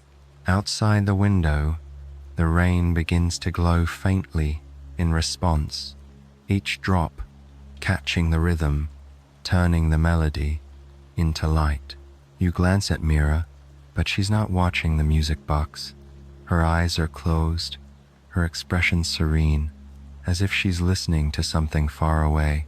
The tune swells, and slowly, impossibly, the ceiling above you begins to fade, not vanish, but turn transparent, revealing a vast night sky beyond. Stars shimmer above the inn, though the rain still falls between them, each droplet carrying a reflection of the cosmos. The room fills with soft, celestial light. The entire inn walls, floor, tables, books, seems to breathe in time with the music. You whisper, awestruck, "It's playing the sky." Mira smiles faintly. Yes, the melody was always there. The rain just remembers the harmony. You listen in silence. The notes shift like clouds, slow, patient, sometimes wandering into sadness, but always returning home. The sound makes you feel as though you are floating not away from the world, but deeper into it. As you listen, memories start to surface, not vividly, but as sensations. The smell of wet soil from your childhood, the sound of rain on a tin roof, the warmth of someone's hand, all of them blend seamlessly into the melody, like threads in a tapestry you didn't know you'd been weaving your whole life. Mira whispers. Each traveler hears something different. The sky sings what they need to remember. You close your eyes, letting the sound wash through you. The rhythm slows, like a heartbeat finding peace. And then, faintly, beneath the melody, you begin to hear another sound, the soft hum of voices, layered one over another, too many to count. Are those, you start to ask? Mira nods. The guests, every soul who ever found shelter here. When they rested, the rain kept their sighs, their dreams, their last whispered thoughts before sleep. The music box gathers them one endless lullaby, sung by the sky for itself. You feel tears prick behind your eyes, not from sadness, but from a fullness too vast to name. The melody continues, looping slowly, each repetition softer, warmer, more like the hush of falling rain. A small movement draws your attention. Luma, the cat, has appeared, curling herself into a circle beside the music box. Her fur glows faintly in the starlight spilling from the ceiling, and for a moment, it seems she too is part of the song. Mira's voice softens to a whisper. The music box opens only when the world outside has gone completely quiet. It listens for peace. That's how it knows when to play.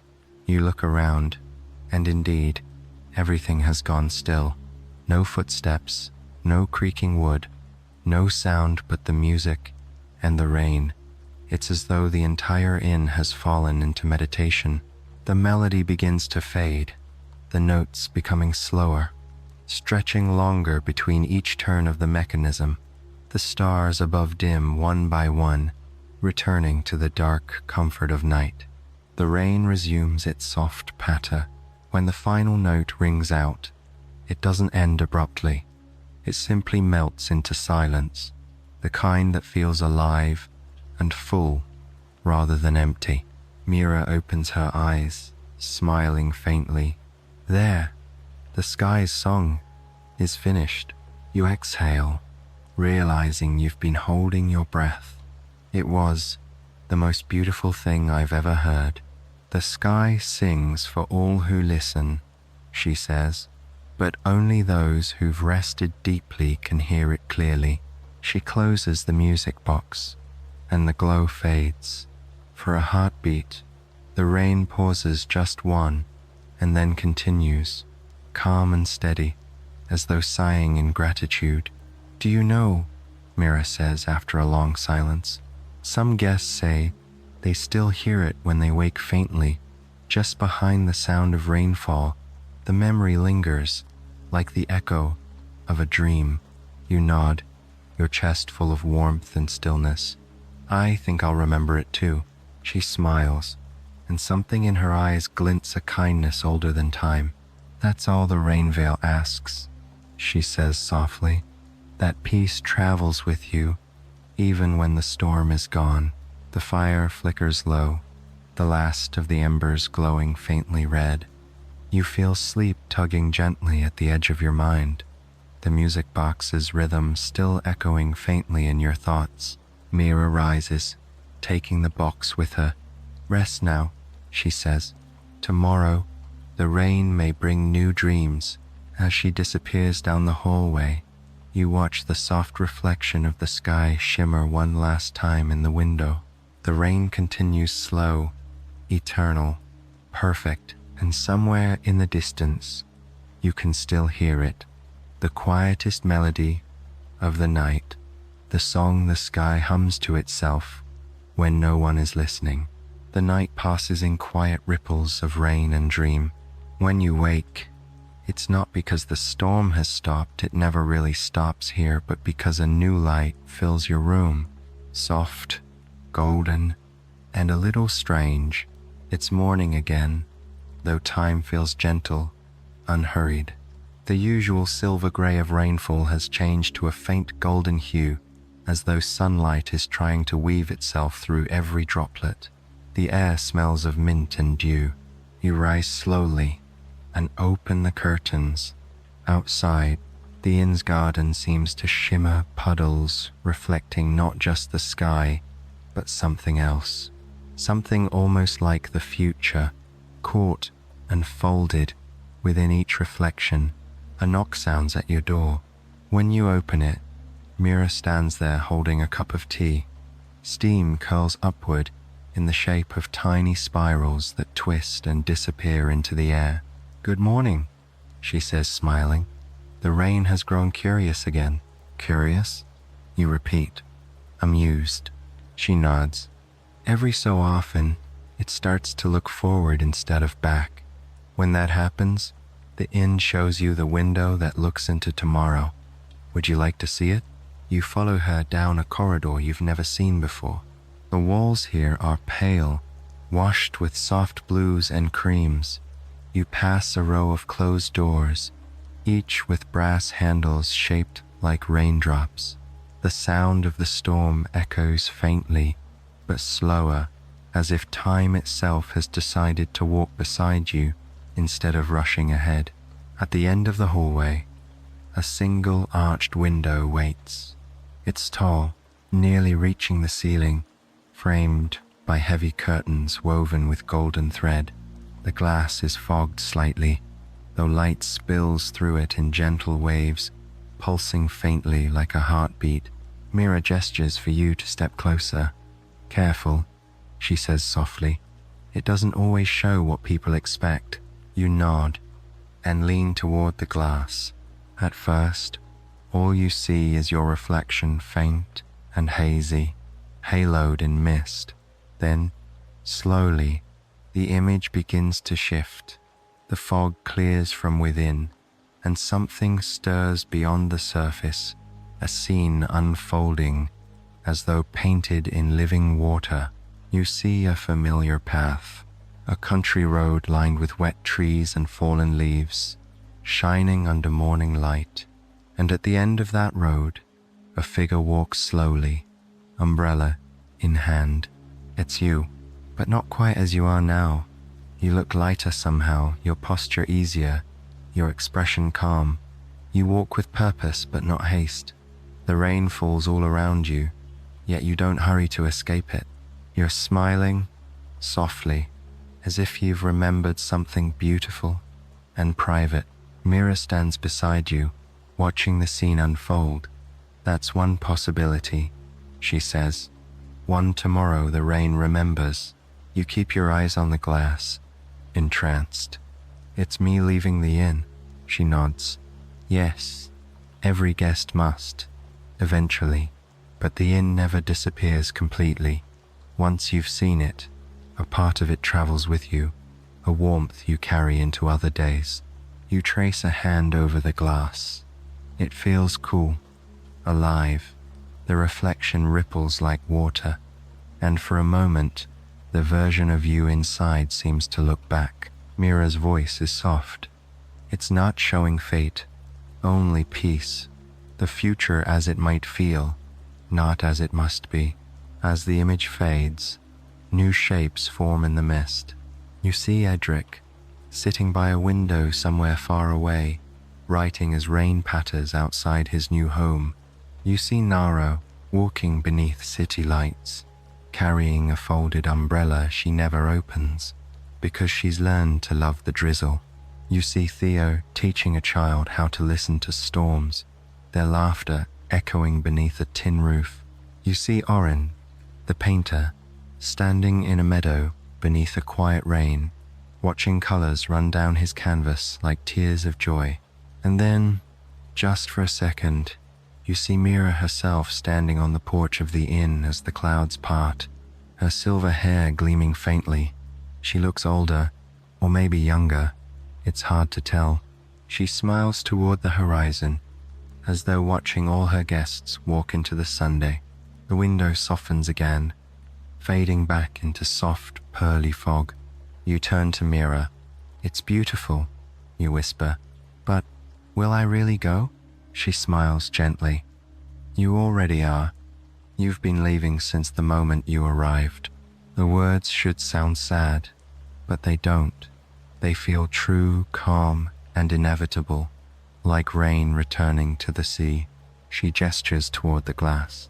The window doesn't show endings, only continuations.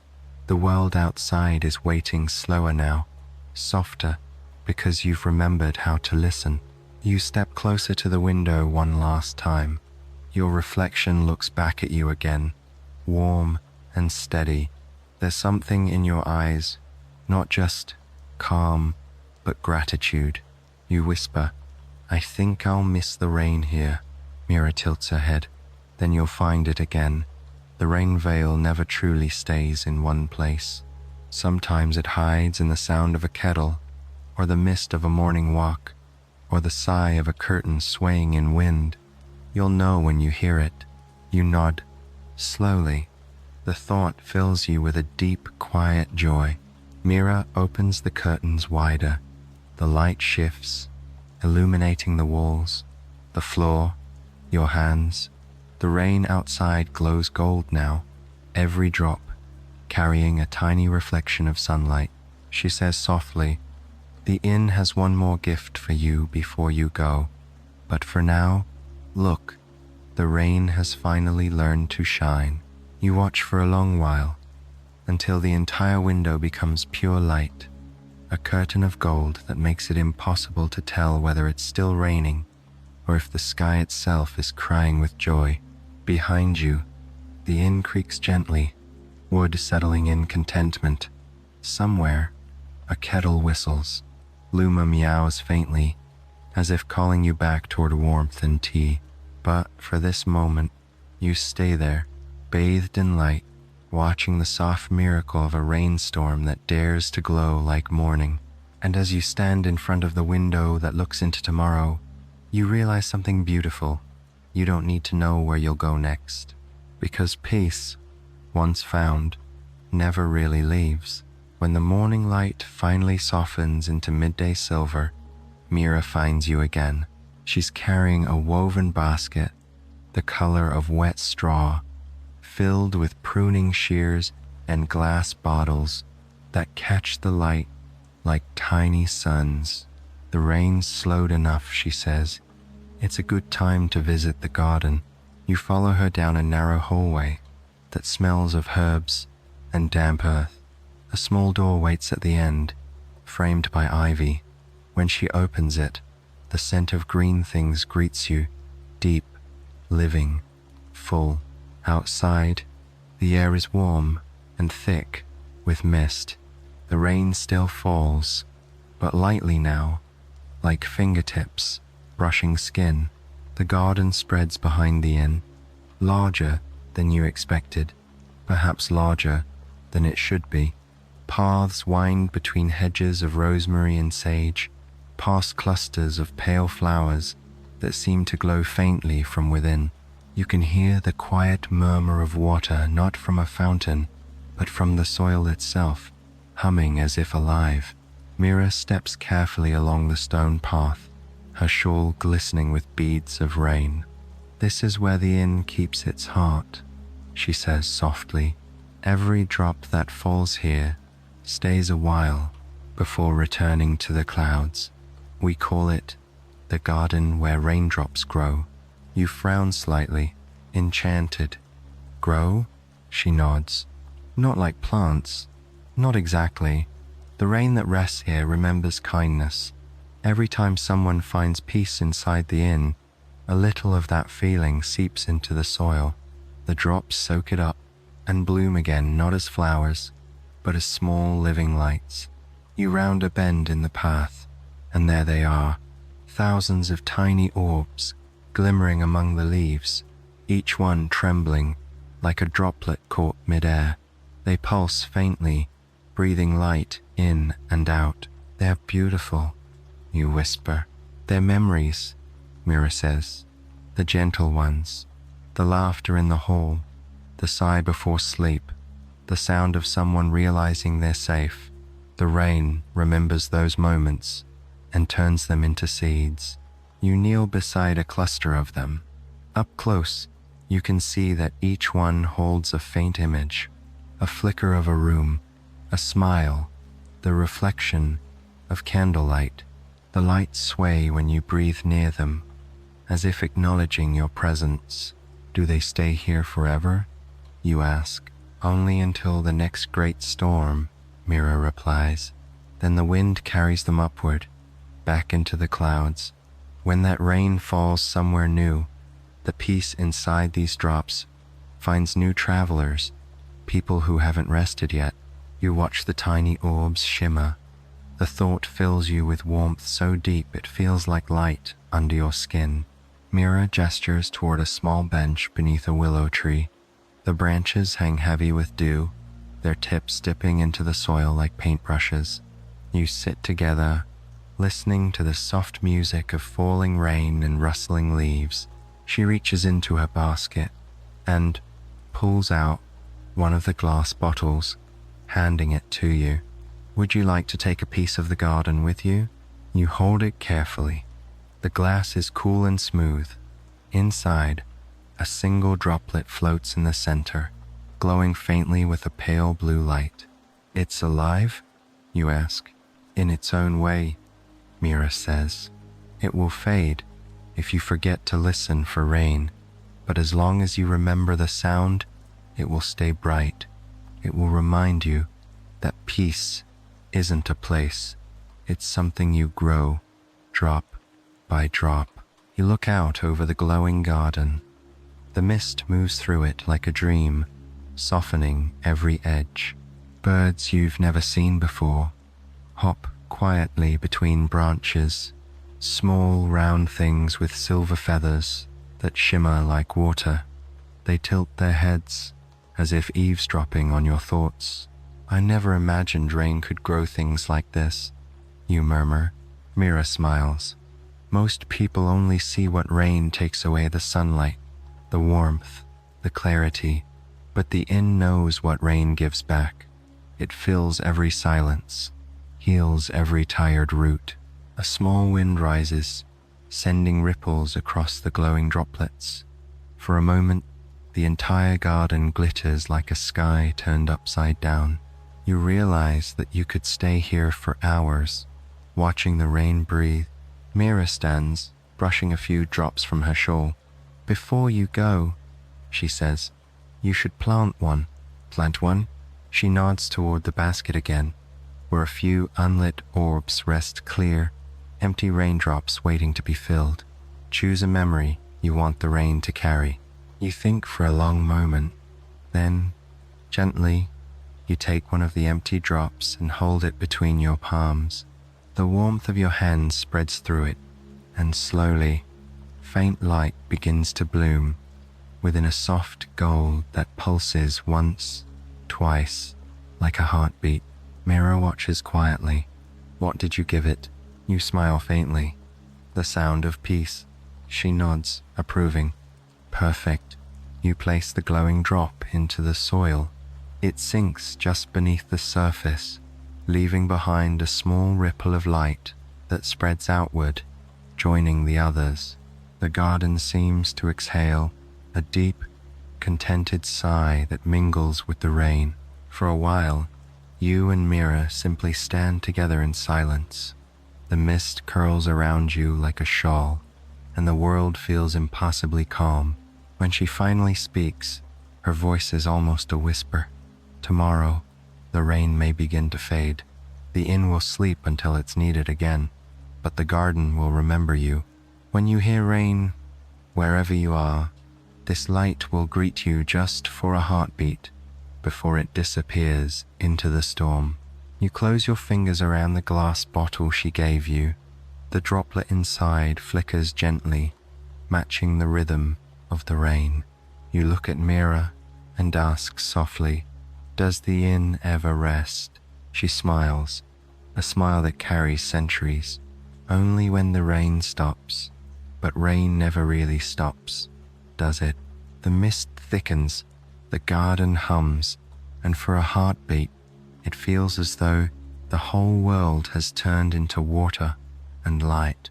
And you standing there, between rain and glow, between dream and memory, realize that you've never felt more awake or more at peace. That night, the inn grows quieter than it ever has before. Even the floorboards seem to hold their breath, as though the walls themselves are listening for something. The rain outside has softened again, not in sound, but in motion. When you look out your window, you realize the impossible has happened. The raindrops are no longer falling. They hang suspended in the air, motionless, glittering like countless pearls scattered across an invisible web. Each one trembles faintly, glowing with reflected lantern light. But none of them move. The entire world seems to have paused mid-breath. You stand there for a long moment, unsure if you're dreaming. The inn is still warm, the air faintly perfumed with mint and cedar. Luma the cat is curled by the fireplace. Unmoving, even her tiny chest seems to rise and fall in slow motion, as if she, too, has become part of the stillness. The silence is not empty. It's thick, full of a kind of soft expectancy, the way the world might feel in that single heartbeat before dawn. A knock sounds at your door, the gentlest sound, like fingers brushing wood.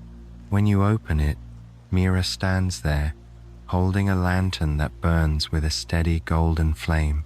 Her expression is calm, but her eyes glint with something you've never seen before.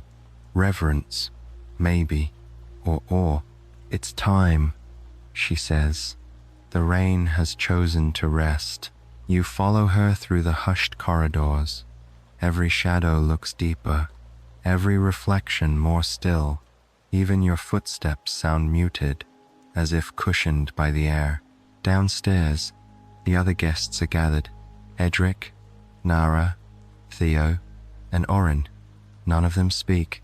They sit by the great window, watching the unmoving storm. The rain outside hangs like a curtain of diamonds, each droplet catching the lamplight and holding it perfectly. You join them, settling into a chair. The moment feels sacred, like sitting at the edge of time itself. Mira sets her lantern on the windowsill. Its light spreads slowly across the room, touching every face with a gentle glow. "The inn only experiences this once, in a great while," she says softly. "A night when the rain forgets to fall." You look outside again. The world is breathtaking, as if someone has turned the rain into stars and suspended them mid-air. The garden beyond glows faintly, every blade of grass tipped with frozen droplets of light. "What does it mean?" you whisper. Mira folds her hands. "It means the world is resting, completely. Even the sky has remembered how to be still." Her voice lowers, becoming a hush that seems to blend with the air itself.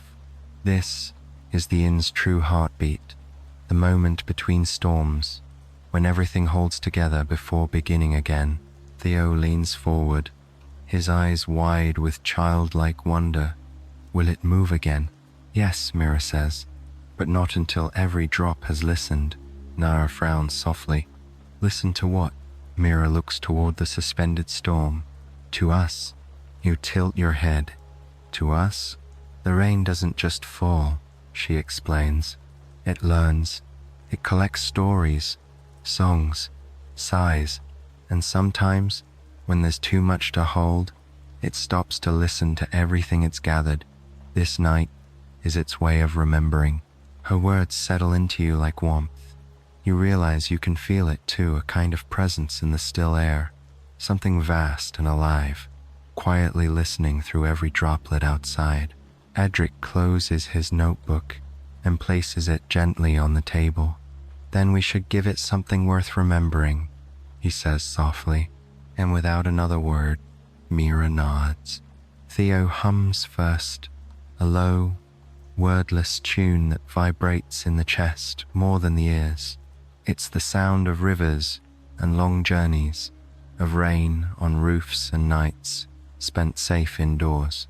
Nara joins in with a whisper of harmony, her voice light as wind through leaves. Orin hums too, his tone deeper, carrying the pulse of distant thunder. Even Luma lifts her head and lets out a small, melodic purr. Finally, Mira begins to sing, not in any language you know, but in something older, fluid, and gentle. The sound seems to shape the air itself. Every note sends a ripple through the still raindrops outside, making them shimmer faintly in response. You close your eyes and add your voice quietly at first, then stronger. The melody weaves around you like silk, warm and endless. The rain listens. You can feel it. Each suspended droplet glows brighter, tiny spheres of light holding the echoes of your voices. The air hums like the sky is breathing again. When the song fades, the silence that follows isn't empty, it's complete. Mira whispers, "Now the rain will remember." And slowly, almost imperceptibly, the droplets begin to move again. The first one falls from the eaves and lands with a single, clear note, like a bell. Then another, and another. Soon the storm resumes its rhythm, but softer than before. The rain seems lighter, as though it's been renewed. Each drop carries a faint glow as it falls, scattering bits of golden light across the garden. You watch, tears stinging your eyes, though you don't know why. Nara smiles, her eyes reflecting the lantern light. It feels like saying goodbye. Not goodbye, Mira says, just the pause before the next hello. The fire crackles softly, its warmth grounding you in the moment. You realize how different the inn feels now.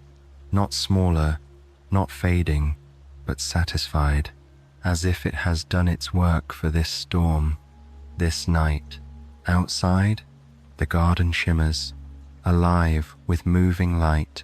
The rain falls evenly again, calm and steady, each drop perfect in its descent. Mira lifts the lantern and turns to you.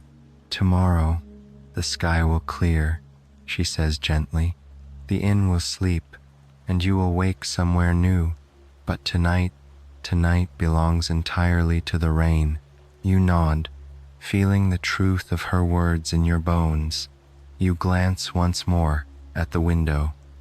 Beyond it, the droplets fall, endlessly, patient, forgiving, eternal. And as the others drift off to their rooms, Mira remains by the glass, watching the storm. You stay with her a little longer, shoulder to shoulder, saying nothing. Then, together, you whisper the simplest prayer, not to gods or time or fate, but to the rain itself. Thank you for listening.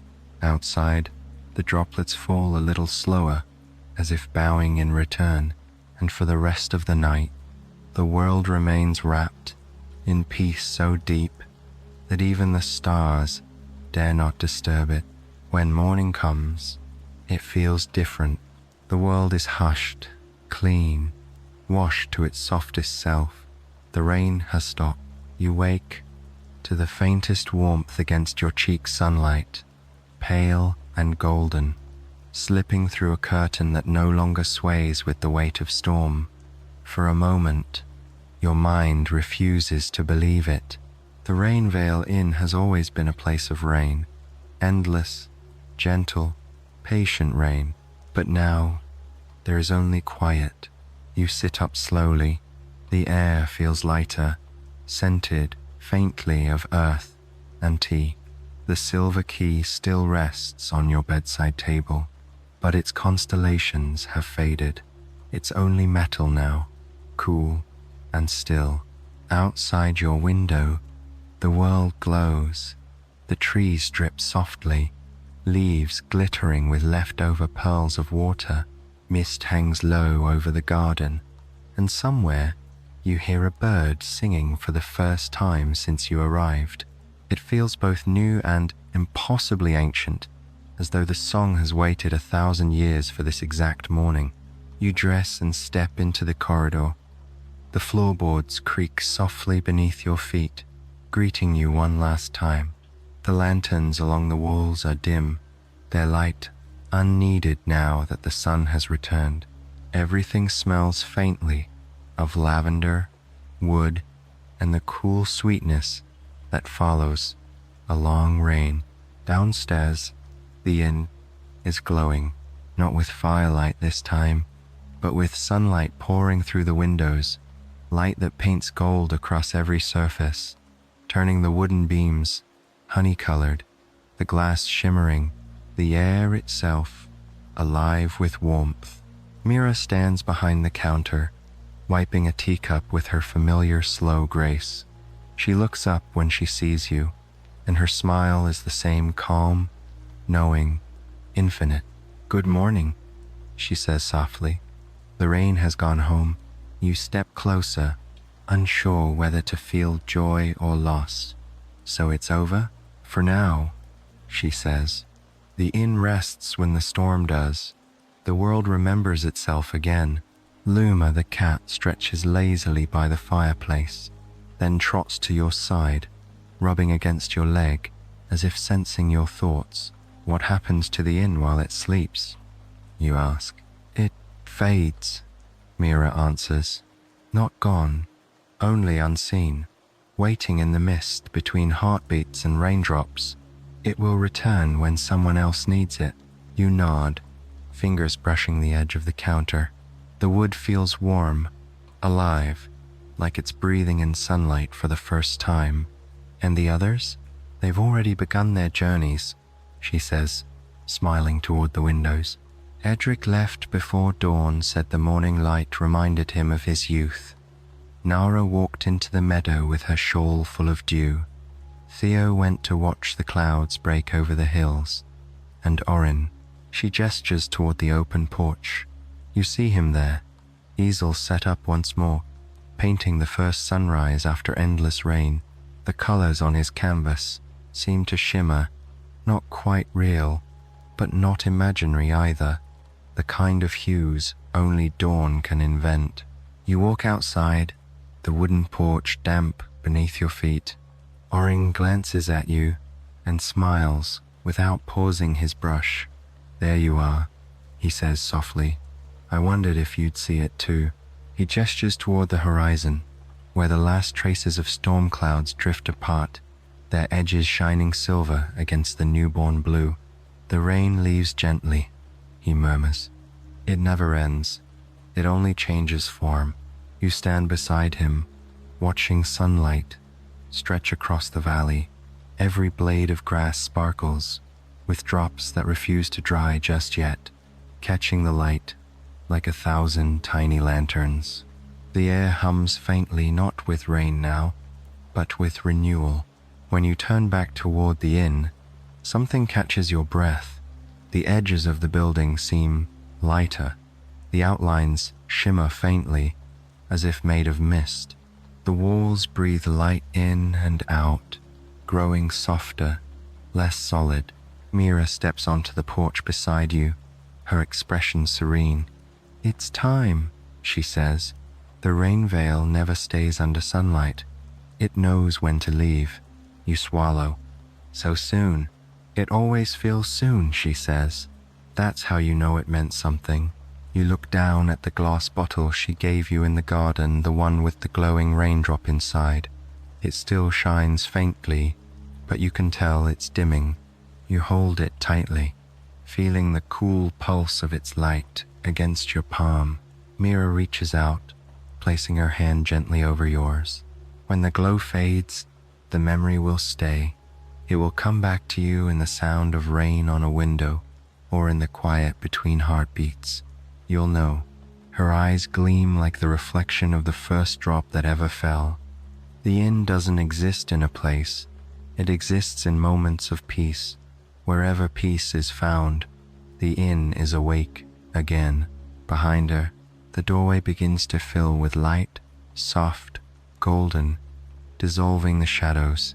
You can see through the walls now, through the hearth, through the chairs, through the stairs that once led you to your dream-filled room. The inn is turning transparent, like a memory ready to rise back into the clouds. You step closer to Mira. Will I ever see you again? Her smile deepens, kind and eternal. Every time it rains, the air shimmers, the scent of honey and cedar lingers. You blink, and suddenly, you're standing alone. The inn is gone. Only the sound of wind remains, carrying a faint echo, the sigh of a door closing softly, the hum of a lullaby fading into air. The meadow before you is empty now, except for a single small puddle that reflects the bright sky above.